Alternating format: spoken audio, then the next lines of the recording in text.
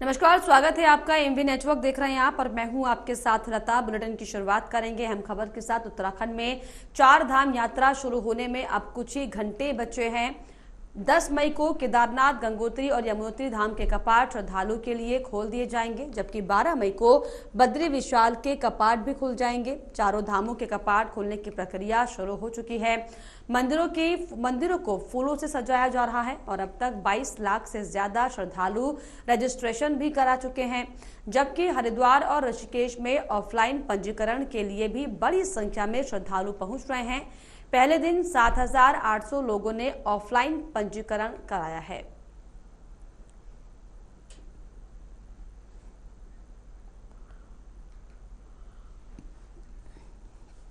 तो 4 धाम यात्रा का तो इंतजार था, वो अब दरअसल खत्म होने वाला है। आपको बताते चले कि 10 मई से 4 धाम की यात्रा जो है वो शुरू कर दी जाएगी। बद्री विशाल, केदार धाम के कपाट जो है वो खुल जाएंगे और इसको लेकर तैयारियां साफ तौर पर जोरों से दिखाई पड़ रही हैं। आपको बता दें कि ऑनलाइन रजिस्ट्रेशन बंद हो जाने के बाद अब जो ऑफलाइन रजिस्ट्रेशन है वो भी तेजी के साथ श्रद्धालु कराते हुए दिखाई पड़ रहे हैं। तस्वीरें भी आपके सामने देखिए किस तरीके से जो है फूलों से पूरे प्रांगण को सजाया जा रहा है। बाबा केदार के धाम को, बद्री केदार के धाम को, ताकि जो श्रद्धालु आए वो बेहद ही मनमोहक तरीके से बाबा केदार, बाबा बद्री के दर्शन करें। और तस्वीरें भी आपके सामने, जहां पर फूल मालाओं के साथ श्रद्धालुओं का भव्य स्वागत करने के लिए जो स्थानीय प्रशासन है उसकी तैयारियां लगभग पूरी हो गई हैं।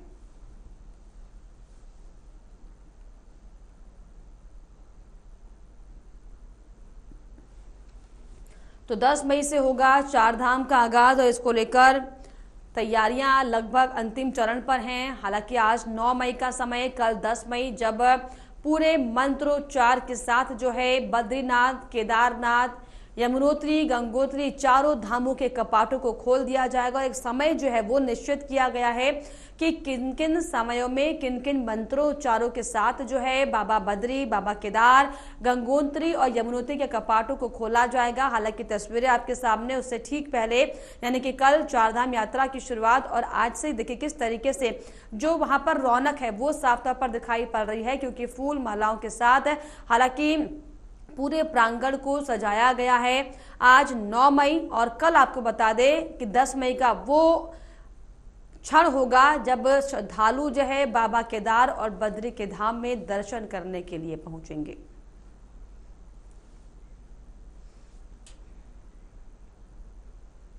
आगे बढ़ेंगे। पौड़ी में 3 दिनों तक भारतीय वायुसेना के Mi-17 हेलीकॉप्टर की मदद से आग बुझाई गई है। जंगल की आग पर काफी हद तक नियंत्रण पाने के बाद अब वायुसेना की टीम और Mi-17 हेलीकॉप्टर को वापस भेज दिया गया। इन 3 दिनों में Mi-17 ने डोब, श्रीकोट, बंगवाड़ी, अदवानी और चुरकुंडी के जंगल की आग बुझाई है, जिससे कि वन विभाग को काफी मदद मिली है। आपको बता दें कि उत्तराखंड के जंगलों में आग लगी हुई है, जिस पर काबू पाना वन महकमे के लिए चुनौती साबित हो रहा है। यही वजह है कि आग को बुझाने के लिए वायुसेना की मदद लेनी पड़ रही है। पहले नैनीताल के जंगलों में लगी आग को बुझाने में वायुसेना के Mi-17 हेलीकॉप्टर की मदद ली गई है, जहां पर हेलीकॉप्टर से पानी बरसा कर आग को बुझाया गया। इधर पौड़ी के जंगलों में लगी आग को काबू पाने के लिए Mi-17 हेलीकॉप्टर को लगाया गया है। वायुसेना के Mi-17 हेलीकॉप्टर ने पौड़ी में 3 दिनों तक आग बुझाने के लिए मोर्चा संभाल रखा है।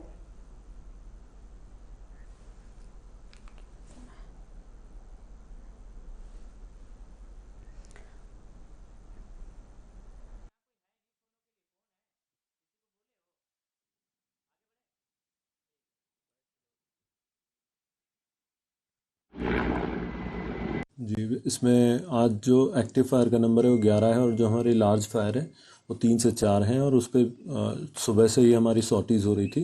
कल तक की सॉर्टीज़ का नंबर 15 था और आज भी उसमें मल्टीपल सॉर्टीज़ की 7 to 8 सॉर्टीज़। तो उसके बाद में जो DFO स्तर से मुझे इन्फॉर्मेशंस दी गई हैं उनके बेसिस पे उसको डी-रिक्विजिशन करके ऑपरेशन को कॉल ऑफ किया जाने का निर्णय लिया गया। उसी क्रम में इंडियन एयरफोर्स का Mi-17 हम वापस भेज रहे हैं। अगर वनाग्नि की घटनाएं बढ़ती हैं, जैसा अभी फॉर्चुनेटली हमें जो वेदर फोरकास्ट मिला है उसमें 12 तारीख तक हमें कुछ रेनफॉल की संभावना है, उससे काफ़ी हद तक स्थितियों में सुधार आएगा। और उसके बाद में भी अगर सिचुएशन में ज़रूरत पड़ेगी तो वापस से रिक्विजिशन करना होगा इंडियन एयरफोर्स के जहाज़ का, तो उस पर विचार किया जाए। उत्तराखंड में एक बार फिर से मौसम ने अपने मिजाज बदल दिए हैं और बदलते मौसम अपने साथ इस बार बीमारियों का पिटारा भी लेकर आया है। स्वास्थ्य विभाग भी लोगों को सावधानी बरतने की सलाह दे रहा है। आपको बता दें कि उत्तराखंड में शीतलहर खत्म होने के बाद अब मौसम गर्म हो चुका है और बदलते मौसम के साथ साथ लोगों की सेहत के साथ भी खिलवाड़ करता हुआ ये मौसम दिखाई पड़ रहा है। पेट दर्द, डायरिया, बुखार, अन्य बीमारियों से लोग ग्रस्त हो रहे हैं। सरकारी अस्पताल और निजी अस्पतालों में रोज दर्जनों से ज्यादा मरीज अपने इलाज के लिए अस्पतालों में पहुंच रहे हैं, जिसको लेकर स्वास्थ्य विभाग भी अलर्ट है। डॉक्टर अमरजीत सिंह साहनी का यह कहना है कि घर से बाहर जरूरी काम से ही बाहर निकलें और बाहर का खाना खाने से बचें।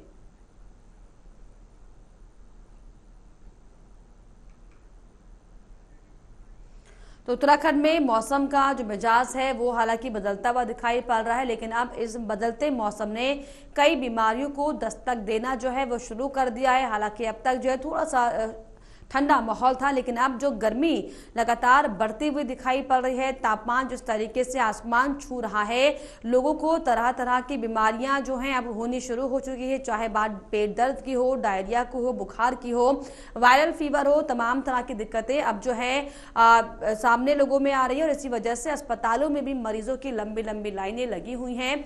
तो बदलते मौसम के साथ ये जो बदलता मौसम है वो कई तरह की बीमारियां लेकर आया है। हालांकि इसको लेकर जो स्थानीय प्रशासन है, जो स्वास्थ्य महकमा है, वो लोगों को जागरूक करता हुआ दिखाई पड़ रहा है। मौसम परिवर्तित में गर्मियां धीरे धीरे शुरू हो गई हैं। आगे चल के बारिश का मौसम भी आने वाला है। इसमें बहुत जगहों पे देखा जाता है कि जो खाना होटल्स में या मिठाई की दुकान पे या चिकन मटन शॉप पे भी ये लोग उसको ढकते नहीं हैं, जिसपे कि मक्खी मच्छर बैठता है और वो अपनी बीमारी फैला के चला जाता है। और हम लोग घर में उसी चीज़ों को इस्तेमाल करते हैं, जिससे कि पेट की खराबी होने लगती है। और आजकल जो बुखार आ रहा है उसमें इंटेस्टाइनल इन्फेक्शन, मतलब आंतों की बीमारी के कारण ज़्यादा उल्टी दस्त लग जाने के बाद 1-2 दिनों में बहुत तगड़ा बुखार भी आ रहा है। इससे पहले जब मौसम बिगड़ा था तब गले के दर्द में और URTI के केसेस थे, जिसमें कि खांसी जुकाम हो रहा था, उसके साथ तेज़ बुखार था। अभी कहीं पे जैसे मेला लग रहा है या कहीं पे ठेले शाम के समय खड़े हैं और उन्होंने ढका नहीं हुआ है, समोसे, जलेबियाँ ये सब बेच रहे हैं और लोग उसे खाते हैं। गर्मी में जब वाटर बॉडी टेम्परेचर चेंज होता है तो शरीर में सबसे ज़्यादा डिहाइड्रेशन की प्रॉब्लम होने लगती है। दोपहर को ज़्यादा पसीना आने के कारण पेशेंट डिहाइड्रेट होता है और पानी की पूर्ति वो करते नहीं है, पानी कम पीते हैं। तो इसलिए मेरा कहना यही है कि जहाँ भी ले वहाँ सावधानी से अपना खाना इस्तेमाल करें, जो सब्जियां हैं उनको अच्छे से धो के इस्तेमाल करें। और जहाँ तक ये बात आ रही है कि लूज मोशंस हो रहे हैं, उसमें जल्द से जल्द, एक दिन भी बल्कि इंतज़ार ना करें। अगर आपको 2-4 बार लूज मोशंस और उल्टियों की शिकायत हो रही है तो आप आके चिकित्सक से भेंट करें, उनसे मिलें और उनसे पूरी राय। और इस पर ज्यादा जानकारी के लिए मेरे सहयोगी ब्यूरो चीफ पवन दीक्षित मेरे साथ जुड़ गए। पवन, जिस तरीके से लगातार अब मौसम में बदलाव दिखाई पड़ रहा है, अस्पतालों में भी मरीजों की अब लंबी लंबी लाइनें लगनी शुरू हो गई, क्या कुछ जानकारी और क्या स्वास्थ्य महकमे की तरफ से कोई जागरूक अभियान अब बदलते मौसम को लेकर चलाया जा रहा है क्या? बिल्कुल, जिस तरह से लगातार वनाग्नि भी उत्तराखंड के जंगल में लगी हुई थी, जिससे तमाम जो जन और धन की और वन संपदा की हानि हो रही थी, उस पर पार पाने के लिए लगातार मुख्यमंत्री पुष्कर सिंह धामी समेत पूरा प्रशासनिक तंत्र उसमें लगा हुआ था। लेकिन अब मौसम ने भी करवट बदली है, कई जगह छुटपुट बारिश भी देखने को मिली है और साथ ही साथ जो ये बदलते हुए मौसम का जो प्रभाव है वो भी इस पे अनुकूल प्रभाव पड़ता हुआ दिखाई दे रहा है। इससे एक बात तय है कि जहां एक और इस बदलते मौसम के कारण जहां एक और वनाग्नि और वन संपदा को बचाने में मदद मिलेगी, तो वहीं जनधन की हानि से भी मुक्ति मिलेगी और सरकार की जो टेंशन है वनाग्नि को लेकर के वो भी दूर होने वाली है। साथ ही जो चारधाम की यात्रा में आने वाले श्रद्धालु हैं उनको भी गर्मी से निजात मिलने वाली। बिल्कुल, जिस तरीके से लगातार अब जो मरीजों की संख्या बढ़ रही है, ऐसे में पवन, क्या स्वास्थ्य महकमे की तरफ से कोई जागरूक अभियान चलाया जा रहा है? क्योंकि अब जो है मौसम बदल रहा है, लगातार तापमान जो है आसमान छू रहा है और ऐसे में तमाम तरह की जो बीमारियां होती हैं वो इस मौसम में लगती हैं। तो ऐसे में क्या जागरूक किया जा रहा है क्या जिला प्रशासन की तरफ से या फिर स्वास्थ्य महकमे की तरफ से किसी तरीके का जागरूकता अभियान? ताकि लोग जो है बिल्कुल सेहत में जो है थोड़ा बचाव करें और स्वस्थ रहें?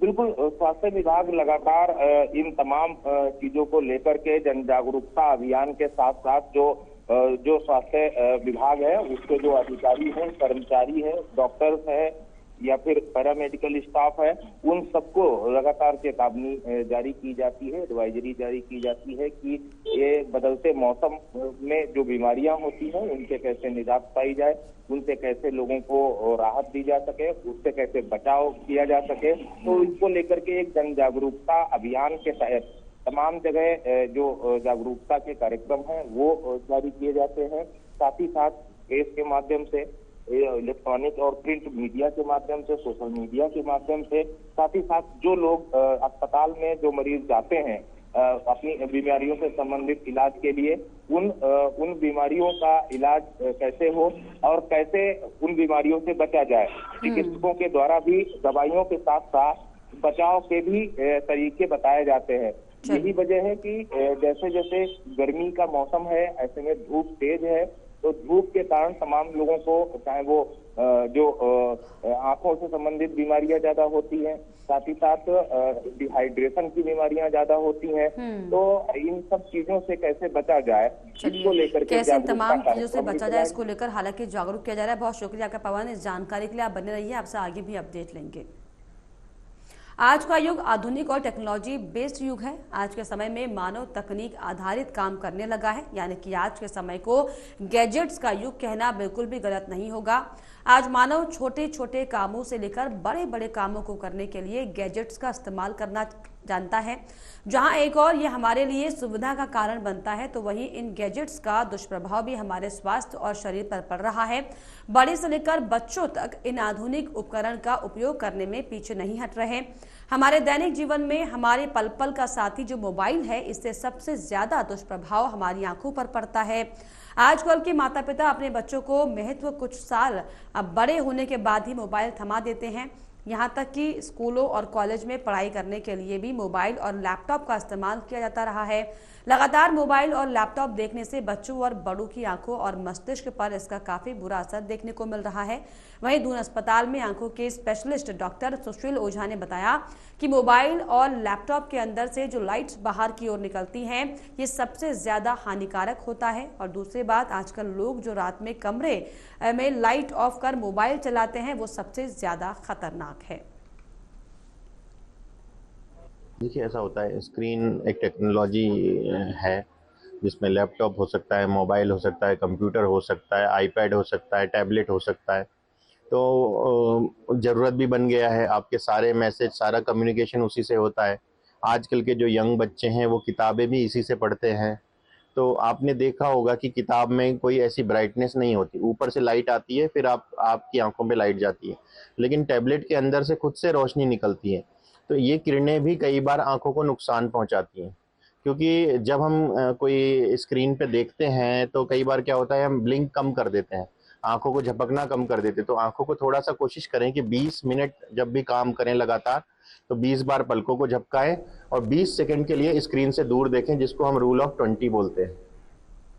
और इस पर ज्यादा जानकारी के लिए लगातार मेरे सहयोगी विरोची पवन दीक्षित मेरे साथ बने। पवन, जिस तरीके से हालांकि आजकल जो लाइफस्टाइल है, ये गैजेट से लाइफ आसान जरूर हो गई है, लेकिन इसके कई दुष्प्रभाव हैं जो हमारे जीवन में पड़ रहे हैं, हमारे स्वास्थ्य में पड़ रहे हैं, हमारे शरीर में पड़ रहे हैं। क्या कुछ जानकारी? डॉक्टर लगातार इस पर चिंता जाहिर कर रहे हैं।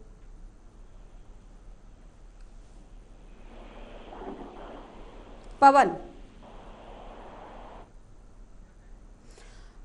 तो जो डॉक्टर्स है वो भी लगातार हालांकि अलर्ट लोगों को कर रहे हैं, क्योंकि जिस तरीके से हमारी जो जनरेशन में आधुनिकता जो बढ़ती हुई दिखाई पड़ रही है, इस आधुनिकता के साथ साथ जिन टूल्स का जीवन में हम इस्तेमाल कर रहे हैं, वो दरअसल हमारे जीवन को प्रभावित कर रही है। कई तरह की बीमारियां नई नई तरीके से जो आ रही हैं, कहीं ना कहीं डॉक्टर्स का ये कहना है कि ये इन गैजेट्स के इस्तेमाल से और सही सदुपयोग ना करने की वजह से जो है तमाम तरह के दुष्प्रभाव जो है गैजेट्स का हमारे शरीर में पड़ता अक्सर दिखाई पड़ता है।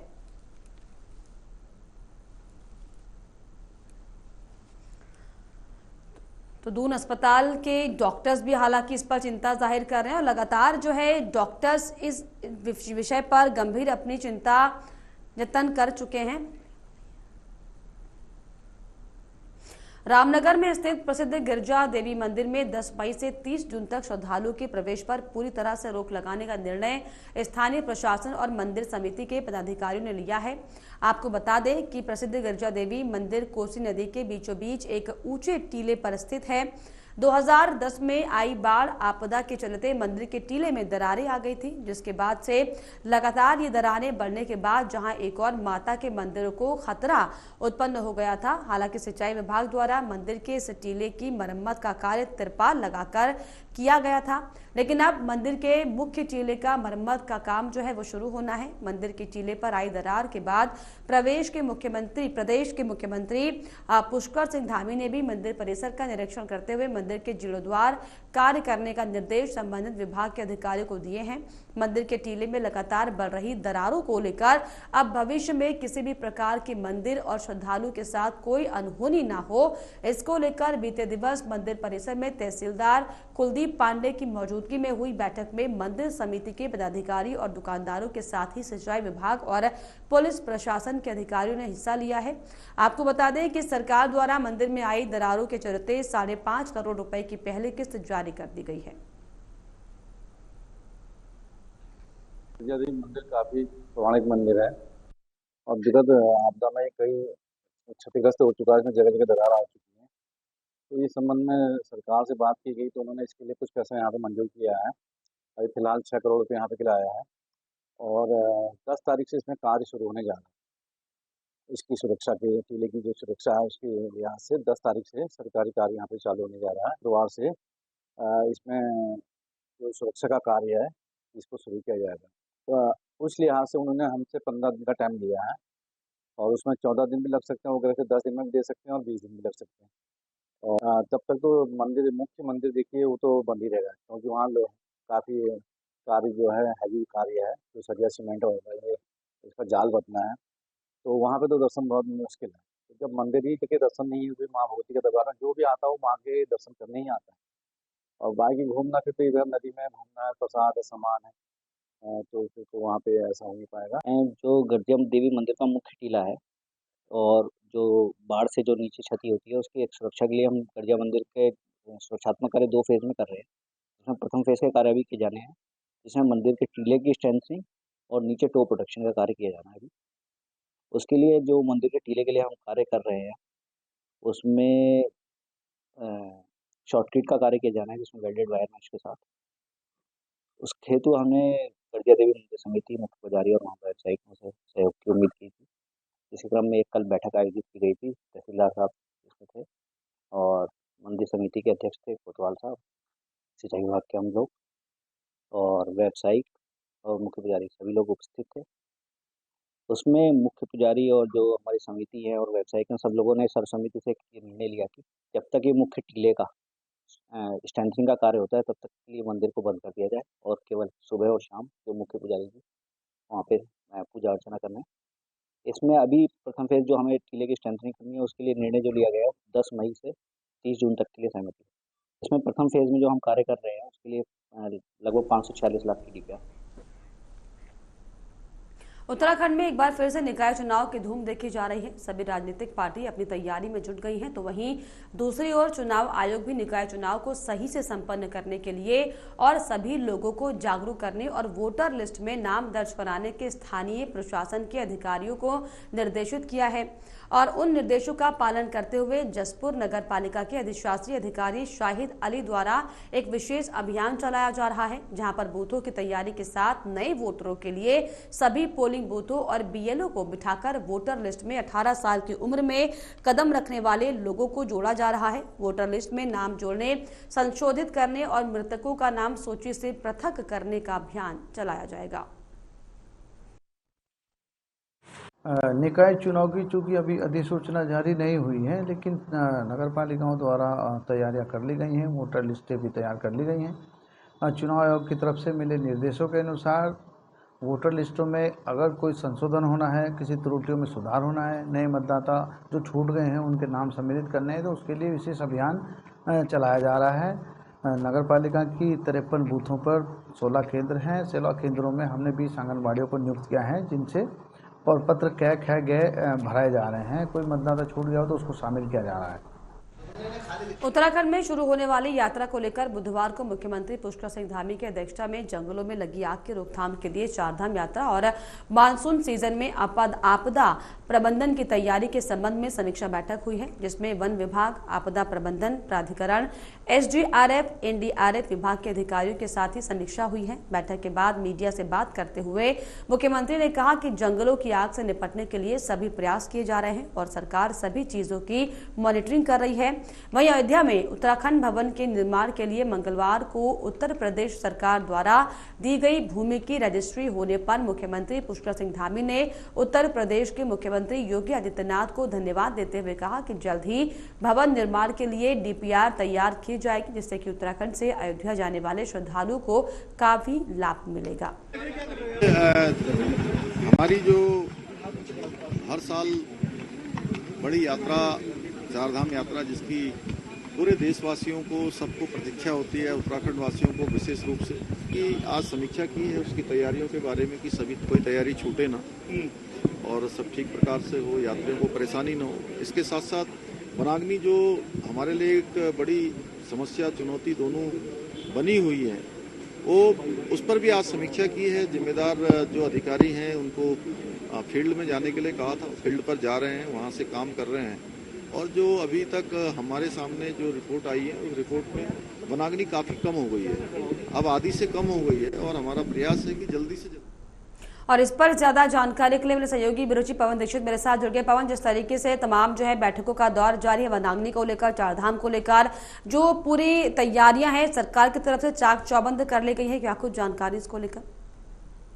बिल्कुल लता, आपको बता दें क्योंकि चारधाम उत्तराखंड की सबसे पवित्र धार्मिक यात्रा है और जिसकी शुरुआत कल यानी कि 10 मई से उत्तराखंड में चारधाम की यात्रा की शुरुआत हो रही है, जिसको लेकर के सरकार की ओर से, प्रशासन की ओर से पूरी तैयारियां कर ली गई हैं। मुख्यमंत्री पुष्कर सिंह धामी ने कल ही चारधाम यात्रा और वनाग्नि को लेकर के विशेष तौर पे और आपदा प्रबंधन को लेकर के समीक्षा बैठक की थी, जिसमें तमाम अधिकारियों को निर्देशित भी किया गया था। वनाग्नि से संबंधित जो अधिकारी लापरवाही बरतते हुए पाए गए थे उन पर ऐसे 17 अधिकारियों पे, कर्मचारियों पर कार्रवाई भी की गई, जिसमें से 10 लोगों को निलंबित किया गया, 7 लोगों को चेतावनी भी दी गई। तो ऐसे अनुशासनात्मक कार्रवाई की गई उन लोगों पर।